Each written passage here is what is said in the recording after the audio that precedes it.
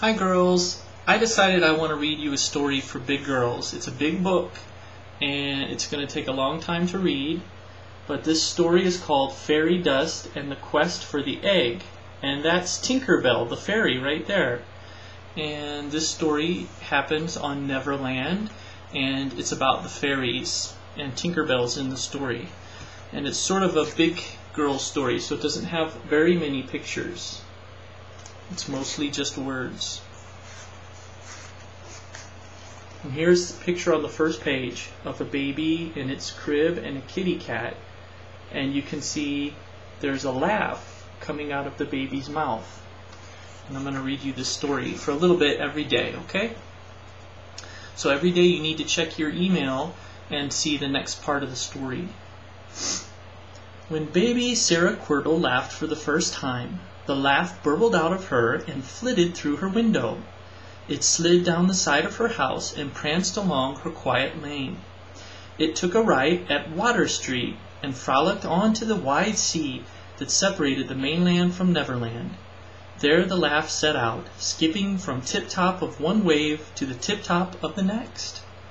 But after 2 weeks of dancing over the ocean, the laugh veered too far to the south. It would have missed the island entirely if Neverland hadn't moved south too. The island was looking for the laugh. The fact is, you can't find Neverland if it doesn't want you, and if it does want you, you can't miss it. The island is an odd place.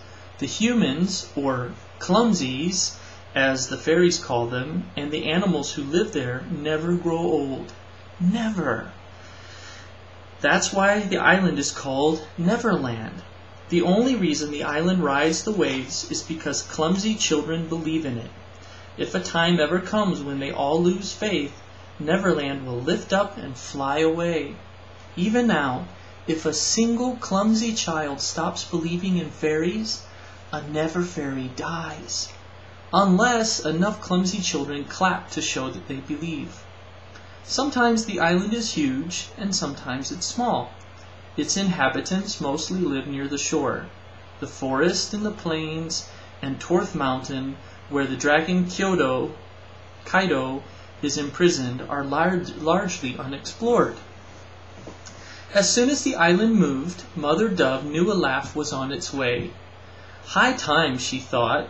She felt lucky whenever a new arrival was coming, and the fairies would be jubilant.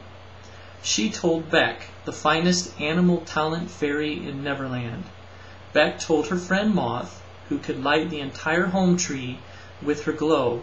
Moth told Tinkerbell and 8 other fairies. You see, when a baby laughs for the first time, the laugh turns into a fairy. Often it turns into a mainland fairy, a great wanded fairy, or a lesser wanded fairy, or a spell-casting fairy, or a giant shimmering fairy. Occasionally, the baby's laugh turns into a never fairy. Word spread to all the talents. Each one wanted the new fairy, and each one made an extra effort to deserve her. The keyhole design talent fairies whipped up a dozen fresh designs. The caterpillar herders found a caterpillar that had been missing for a week, and the music talent fairies, who had just lost a fairy to disbelief, practiced an extra hour every day. Hey, when baby Abram has his first laugh, I bet a fairy will be born in Neverland. Approaching the island, the laugh slipped under a mermaid's rainbow. It breezed by the pirate ship in Pirate Cove, too silly to be scared. When it touched shore, it sped up and hurtled along the beach, not even pausing to admire the flock of giant yellow-shelled tortoises. The laugh shrank and became more concentrated. After it passed the 54th conch shell, it canted inland. It hadn't gone far, however, before the air hardened against it. The laugh was forced to slow down to a crawl. The trouble was that Neverland was having doubts. This laugh was a little different, and the island wasn't sure whether to let it in. Below lay Fairy Haven. Fairies were flying in and out of their rooms in the home tree, a towering maple that is the heart of Fairy Haven. Fairies were washing windows, taking in laundry, watering windowsill flower pots, making everything ship-shape in honor of the evening's celebration of the molt. The laugh sensed it belonged down there. It tried to descend, but it couldn't. In the lower stories of the home tree, fairies were busy in their workshops. 2 sewing talent fairies were rushing to finish an iris petal gown. Bess, the island's foremost artist, was putting the finishing touches on a portrait of Mother Dove. If Bess or any of the others had known the laugh was overhead, she'd have flown out her window and helped it. Here's a picture of all the fairies working. There aren't very many pictures in this book, but the pictures they have are pretty. Look over here. Here's a fairy giving a hug to a hummingbird. And these fairies over here are working hard. And that is the home tree where they live. Let's keep reading. It says, if any of the fairies had known, they would have flown out and helped the laugh along. She'd have called more fairies to help too, and they'd have come, every single one, even nasty Vidya, even dignified Queen Clarion. On the tree's lowest story, fairies bustled about the kitchen, unaware of the laugh. 2 cooking talent fairies hefted a huge roast of mock turtle into the oven. 3 sparrow men, male fairies, argued over the best way to slice the night's potato. And a baking talent fairy consulted with a coiffure talent fairy over the braiding of the bread. Above, the laugh pushed on, fighting for every inch. It passed above the oak tree that was the home tree's nearest neighbor. The laugh had no idea that a crew of scullery talent fairies was working under the tree. Protected by nutshell helmets, they were collecting acorns for tonight's soup.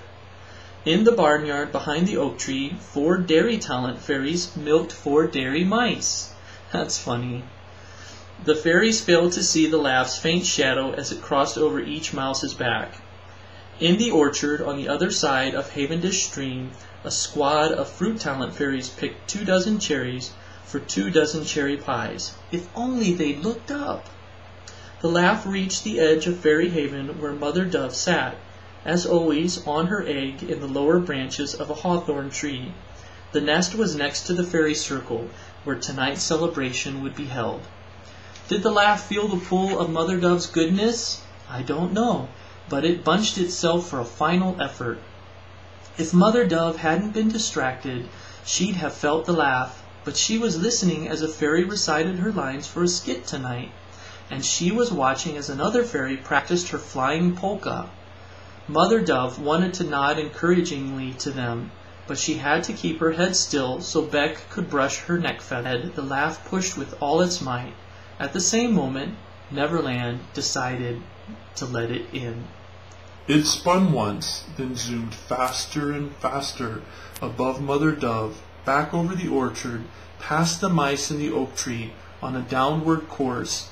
It achieved final sneeze force and exploded right outside the knothole door of the home tree. And there in the tree's pebbled courtyard was Prilla, the new fairy, flat on her back, one wing bent, legs in the air, the remnants of the laugh collecting around her to form her arrival garment.